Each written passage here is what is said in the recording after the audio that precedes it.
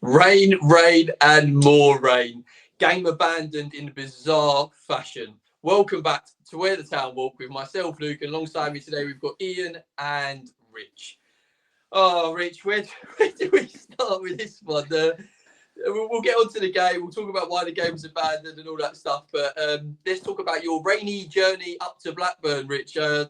What a journey that was. Yeah, well, see, on Friday, someone had posted on Twitter about the forecast, and I looked at that, and it was raining, Luke, until 4 a.m. this morning. And one of my mates, I think it was about 8 a.m., I was just leaving, and he messaged me saying he'd heard that there was going to be a pitch inspection at 9.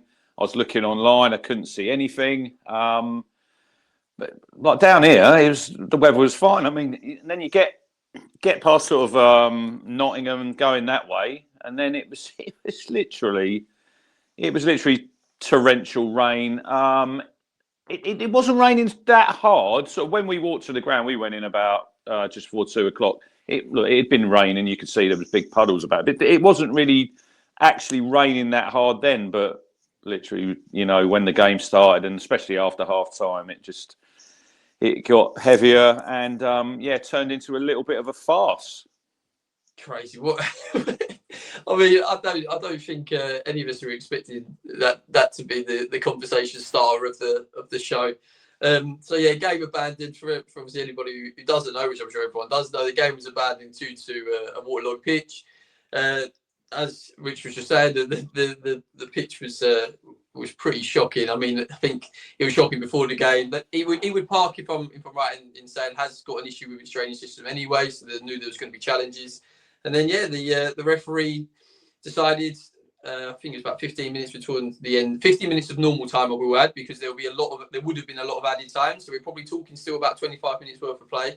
He ended the game after doing a few ball rolls and a few ball bounces to see if that's a great test. I felt for the poor sods who were out there with the forks, thinking, this is going to do the job. This is going to do the job. But I mean, they came out, Luke. It was about 10 minutes before anything had happened, and obviously Town fans, we're all sort of wanting the game to be abandoned, and obviously Blackburn are obviously wanting it to continue. But literally nothing happened for 10 minutes. Then there was 2 guys to start with were doing the penalty area in front of the Town fans. And one thing I noticed was they were trying to get their forks in, and the forks are hardly going in the pitch. So I'm thinking that must be quite a hard service. And then there was another 5 sort of wandered out, and you're thinking it's absolutely lashing down. What good are you gonna do? Literally nothing. I bet they were thinking, why? Just called the game. I just called it off. But yeah, so obviously the game has been abandoned, so it's now down to the EFL panel. There's 2, obviously. It seems like logically there's 2 different options whether Blackburn get awarded the 3 points, even though there is a fair amount of the game still to be played, or it will be replayed at its entirety. Ian, if you want to fill us in with the rules for the replay, what are we looking at here?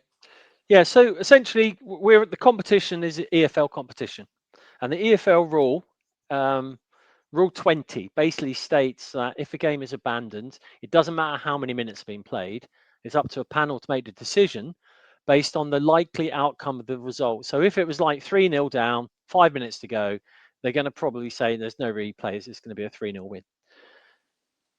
In this case, it's like, were Ipswich going to potentially score? I mean, so that's one scenario. But what we also have is the FA have a rule. So FA rule 34.2 states that if the game is cancelled due to a cause that is out of the control of either club, then the game is replayed in full. End of. There's no, we'll have a look at it. That's just a straightforward. So I think Kieran's already said he wants to push for the FA rule 34.2 to be endorsed about, come on, this is just rain. We couldn't do anything about it. You may argue that you can do something about the rain. It's called build yourself a drainage system when your stadium sits next door to a river that floods every single blooming year.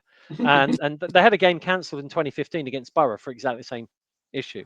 So I think that Blackburn are going to really push hard about, come on, this is getting very close to the end of the game and it should be going. But if you look at the stats, I think it's 18.9% of goals are scored in the last 10 minutes of EFL games over the last 2 years.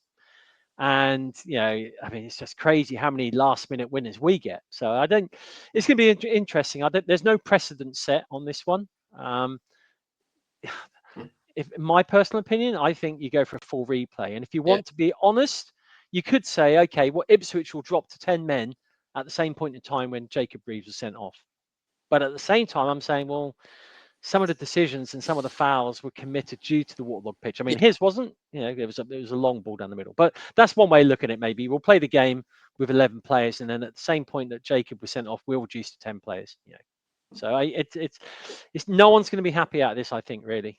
Whatever. No. Of course, you feel for Blackburn because they were winning, but like you just very very well mentioned that anything can happen within the last. Like I said, you're probably looking at close to 25 minutes worth of football still to be played with the added on, etc. Because the ref had an issue, didn't he, with his monitor throughout the second half as well. So yeah, to me, I think there's only one thing that needs to happen, and it's a full replay, and that's it. I mean, lick your wounds and move on if you're a Blackburn fan. I know. Obviously, if we were in the boat, we'd be fuming just like they are. So I do get it, but unfortunately, like you say, it's one of them things.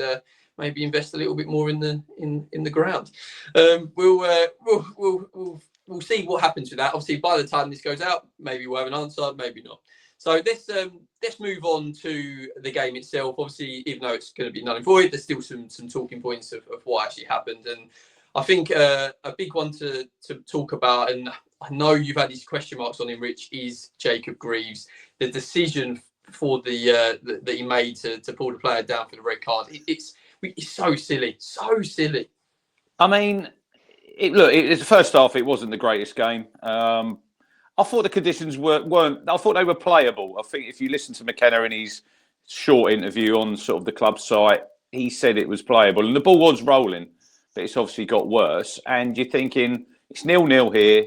It's probably going to be a mistake or something that's going to probably the outcome is going to hinge on that, And I think in all the games, Luke, that we've played, probably bar Sheffield United, we've defended quite well, but we always seem to make a mistake somewhere along the line, and it's just literally, what is it? It's just a big hoof up the field, isn't it? And he's obviously got the wrong side of him, 40 yards from goal, and he's literally pulls him down. Look, no one's arguing with the ref, so when you see that, you know it's a red card. And yeah, look, I looked online today, he's getting quite a lot of stick, Greaves, and I still think that him and I was listening to Alex Maffey on Radio Suffolk when we were driving back last night, and he said they're both good players, and I think they're personally, O'Shea and Greaves are good players, but Maffey doesn't think that they can play together, and I probably tend to agree with him, because he's made the mistake for the sending off, and then 5 minutes later we've made another mistake playing out from the back. And I know we can all say this is how we play, but I think sometimes, Luke, you've got to look at the situation of the game. We've just gone down to 10 men 5 minutes earlier, the conditions as well. I think sometimes you've just got to play the percentages, and we didn't do that, and obviously that led to the penalty and led to their goal, didn't it? Yeah. Very, very good points. Yeah, I think the Greaves O'Shea partnership is still a lot to be seen. For me, when a ball gets played over the top of that, it's about the position of the two centre halves. You normally have a player that's going to go attack the ball and a player that's going to sweep behind. I mean, you look at the famous centre back partnership of like Rio and Vidic, for example. There's always Vidic would go and attack, Rio would sweep behind, and I feel like O'Shea and Greaves at the moment, they both like to go attack. So there needs to be some sort of change there. Listen, I'm sure McKenna's looking at himself and knows there needs to be a bit of a change. Yeah, we'll touch on the penalty in a bit, but I want to throw it to you, Ian. The Greaves red card. It was a silly decision, wasn't it? I mean, when you look at the replay, it wasn't. I mean, he got caught out. O'Shea got caught out. Both our central midfielders got caught out. And Donnell at that same point as well. So I feel sorry for Greaves in the way, because he was the first to react, and him and this Blackburn player in a race, and it was a clumsy. But again, you pick on that point about him being quite high up the pitch, because his anticipation is normally quite slow, and I think we've seen a couple of times where he's been late to a challenge. But out of a cast of 4 at the back there, he was the one who got the red card because the others were just equally as bad at not watching this lob over the top and the guy to run onto it. So yeah, it was a shame. The red card's a red card. You can't argue with that one, and we'll see what happens against Pompey. We'll see if it gives somebody else an opportunity to maybe stake a claim. Yeah. Obviously, there's Kipperay and Baggett that could come in. So now let's move on to which literally happened like 5 minutes later, as Rich said, the penalty. Again, I think we touched on it last week, didn't we, Rich? I think you said it yourself, mate. Where we know the way we play now. We do like to play football from the back, but sometimes the situation of the game, the situation of the conditions of the game in terms of the weather for this game particularly. Why are we trying to risk it in that area? We know the pitch is at this point. The pitch is, in my opinion, unplayable at that stage of the game. Why are we trying to mess around with it at the back where we've just gone down to 10 men? The pitch, as I just mentioned, is unplayable. So just hit the play on percentages. Try and get it away from the goal, even if it's just for 5-10 minutes, just to shore yourself up after going down to 10 men. But it's very frustrating. It kind of again goes from the thing we spoke about before, where the team feels very systematic. We need some players, don't we, Rich, to take it upon themselves and show a bit of character. Yeah, I think we talk about leadership, and I think O'Shea's the captain, and I think I don't want to just want to pick on him, but I think I know this is how, like you say, Luke, how you play, but sometimes you've got to think on your feet, and like you say, for 5 or 10 minutes, just reset. And like you said, by then the conditions are getting terrible. So just hit the channels, hit Hurst. I don't think we, as a fan base, we're going to complain that we might go a little bit longer. But you give someone a leg up in a game, and it always seems at the minute that this is what we're doing. And you've got to cut them little. They're little mistakes, but they're leading to big errors there, and that leads to a goal. And I know at the end of the day, the game's obviously got abandoned, but when we don't know what's going to happen. But I just think sometimes there's a time and a place, and we will get caught this season playing out from the back when there's nothing the matter with the pitch, and I can accept that. But when you do it yesterday, you've just gone down to 10, you've just brought Kipperay on, just for 5 or 10 minutes, hit them channels, and then see. But I would have said then, just abandon if you're going to play out, because the pitch was waterlogged, and then it just gets worse and worse and worse. And look, fair play to Cantwell. He's got a bit of stick from the Town fans, and he's took a really good penalty, So, but it was very avoidable, wasn't it? Really? Yeah. On that, Ian, do you think we have the characters in the team to make them sort of decisions and sort of go, away from the systematic approach that we do play with? Just a bit of character in the moments to go, no, I know this is the way we play, but this isn't the right thing to do right now. And here, do you think we have them characters in the team at this minute in time? I think Palmer's very subservient to O'Shea, but I did notice against Sheffield United a couple of times he kind of waved him off and did opt to hoof it down the field, which was interesting because prior to that he's religiously played it out from the back. But like Rich said, we suddenly said we went back to that religiously playing out from the back, and it was playing out from the back when the ball was intercepted because it was just holding up on the water. It didn't get what it wanted to do. But I think we need to maybe see Palmer kind of exert his presence maybe a little bit more, because as a goalkeeper, I used to play in goal. So as a goalkeeper, you get a really good vision of the whole game ahead. And there are times where I'd love to see some of these horizontal passes, really ping it downfield on the break occasionally, because I say in that conditions with the position of only 10 players, do we really want to be inviting that kind of pressure in your own kind of red zone? It's a recipe for disaster. And we're the nervous fans at the best of times, especially when that happens as well. But without doubt, that penalty is 100% attributable to the waterlogged pitch. When you look it back and you see the ball just didn't even get 5-6 yards and just started to slow down, and Blackburn reacted to that quicker. Yeah. No, that's a fair point. I think you're right in saying that the pitch did obviously play a part in that, but it's just more. No matter what's going on, we know the pitches are bad. There's played the percentages. There's hit the corners. Like it did in our box. Anything could have happened in their box. They could have had a player slip over. Do you know what I mean? We don't know. So you play to them percentages. I also want to say I think it showed a lot as a club where the fans throughout the, so you know, the Blackburn fans left the stadium pretty quickly. The town fans were there singing proud after 4,000 fans made that trip, and they were singing their in the rain, knowing at that stage, once the game was, you know, looking like it's going to be abandoned, they were still staying singing. And I liked that the McKenna was like, no, let's go, and you got all the players out there, gave them a clap. I think it really shows the connection between the club and the fans, doesn't it, Rich? I think, look, we were happy, Luke, because we were getting away with one. That's why we were so happy, and they were like, their atmosphere was pretty. I don't know what the crowd was, but it was a weird atmosphere. You know, we're the away team there. It's nice to look at the pictures when Norwich went there. You know, took a few hundred, didn't they? There's Town taking up the whole stand. But yeah, look, was I annoyed? Not really. You know, I spent a lot of money yesterday, drove a lot of miles. I'll probably have to do it on a Tuesday night, probably in a few weeks' time. You know, I think you go up there in September, and we probably thought the weather was going to be decent. You know, you go up there in the dead of winter, it's not the nicest place to go. And you've gone up there yesterday, and it's rained. It was a nice touch yesterday. They were giving away, because we wore the new shirt, didn't we? Had the new kit on.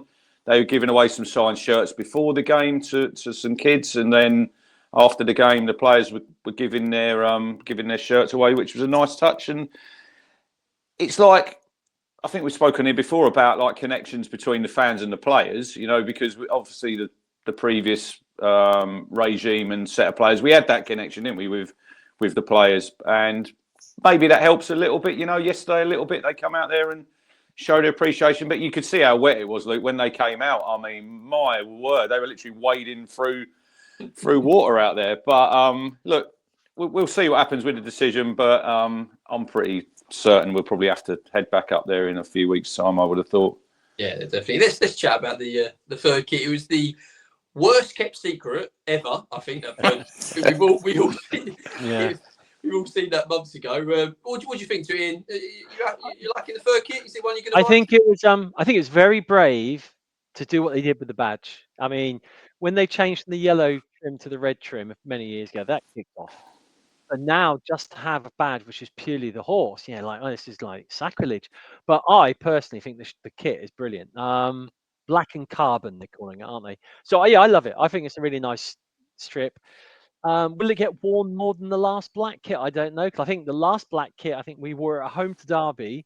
And did we only wear it once or twice away? We wore it at Burnley in the FA Cup away. We wore it. I think that was the only other time. At home, yeah. So we wore it twice. Yeah, didn't get much wear out of it. This one, I'm almost like, I got the home strip this year, and I'm thinking, God, I wish I'd held on. Maybe got this one. So we'll see what happens. I think it's getting a positive feedback from everything I've seen so far at the moment. And like I said, it's very brave to change the badge as they have. But again, it's gone down well because people now really understand that the third kit is really kind of just it's a token more than anything, isn't it? So yeah, it looks smart. Yeah. No, I liked it. Right, let's move now away from the game. I want to get on to looking at the first chunk of the season. I want to discuss who has impressed you the most and your favourite player from the start of this season. We'll start with you, Rich. Who's impressed you so far this season in a Town shirt? I think going from Birmingham to Blackburn, I think probably Matasiwu. Look, I've just seen tonight, I don't know if you've seen it, in Sam Morsey with his new club's got a red card. So he's starting off well, as he means to go on. But look, there was massive shoes to fill there, and I don't think they'll ever be filled, in certain ways. But I think from what I see against Birmingham, which was a real tough baptism of fire, I think, for a player to come from like the French league to play in English football on a Friday night. You're in front of the cameras. It's a red hot atmosphere, and I thought he struggled that game. But I think every game since, I've seen him improve, and even yesterday, I think in the midfield, I still personally, I don't know what you two think, I still think we've got to see a lot more from Cajuste, because I think he's a good player. But I don't want to see little pretty turns in the centre circle. I want to see him getting goals and assists. And sooner or later, we signed Marcelino Nunes from Norwich. He's going to get his opportunity, which I think will probably be. I'd expect him to probably play the Bristol game, Luke, between, because we've got a 3-game week. So McKenna will probably change it up in that game. But yeah, Matasiwa, I think he's really progressed. I thought he was pretty decent yesterday. You know, he likes to tackle. I don't think he's the greatest on the ball sometimes, but I like that he can break up play, give it to the better footballers, and I think he's going to be an asset moving forward. You know, he's only been here just a number of weeks, but I think the progression that he showed so far, I think he's really, really impressed me. Yeah, no, that's a good shout. What about you, Ian? Who's impressed so far? Yeah, I'm the same again. Matasiwa for me is impressed, and I think on top of that, I endorse everything Rich just said. But if we then look at the second lot of transfers come through, I'm looking at Casey McAteer as well, because that's been a bit of a difficult position since Burns has been out injured. And he showed really lively feet down that wing, and bear in mind he wasn't getting as much play time as Leicester, so maybe came here with questions around the price tag, and I've been quite impressed with McAteer. But overall it's going to have to be Matasiwa. That change of pace from French football to English. I mean, again, Blackburn would have been a bit of an eye-opener for him as well. Although you're not saying you don't get poor weather in France, because you do. But that's kind of the epitome. I mean, if that had been a Tuesday night and that weather, that'd have been welcome to English football, to be honest. So. Two players I think are definitely worth a mention. I think you're right. Matasiwa, I think he's slowly made that position his own. I think we're going to see him go strength for strength throughout the whole season.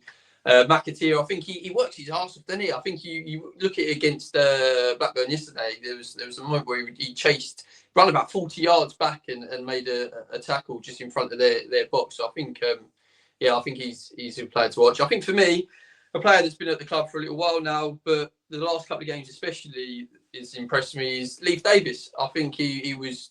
I think first of all, there's a lot to say about him staying at the club. You can imagine him being in the dressing room. He's looking around at all his mates, the Wolfies, the Burgess, all them players going. Then he's looking at the sort of your Hutchinsons, your Delaps getting the sort of bigger moves, if you like. There would have been a little part of him that could have gone. And he stayed at the club, which shows a good faith in the club as well as himself.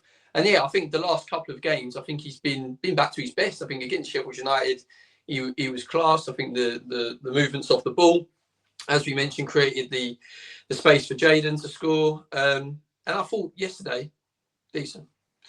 Right, time for tweet of the week. Right, today's tweet of the week is. Let's get it up. It's from a Town fan, and it says, "I still think we could have won the game." I want to discuss, what do you think would have happened if it went entirely? Rich, would we have turned it around? Would we have come away with 3 points? I totally agree with Ian about the stat he's saying there about the late goals. And you've only got to look at Birmingham when they went there, Luke. I think they were losing going into injury time. It was just the conditions. You just don't know what was going to happen. I mean, we all see the one that made me chuckle yesterday was the Kipre tackle. I mean, he's literally slid about 20 yards, isn't he? I mean, still going. I'm not sure if he might have just caught him. I mean, that it shows when things like that, it looks a lot worse, doesn't it? Like when people are sliding. I still think we probably might have got back in the game. I'm not saying we'd have gone on to win it, but I think Jack Clark, when he came on, I think it was difficult, wasn't it? Because we had one little breakaway and the ball sort of got stuck in a puddle. But I thought he looked quite bright. Obviously, it was nice to see Smodics, come on. And when players go back to their old clubs nowadays, I think a lot of them get a little bit of stick. But you could see when he came on the pitch yesterday, they announced his name, and literally, I think every Blackburn fan give him a cheer. And it wouldn't have surprised me if he'd have got the equaliser, Luke. And looking in my crystal ball, I think we might have taken a point. I'm not saying we'd have gone on to win that game, but I think we might have sort of edged it, and just maybe a late equaliser. What about you, Ian? What do you think? Do you think we would have got anything from the game in the end? Yeah, we're pretty accomplished now at rallying the team in the last 5 minutes, and I think that we would have been able to do that. The question there is over, can we do that with 10 people?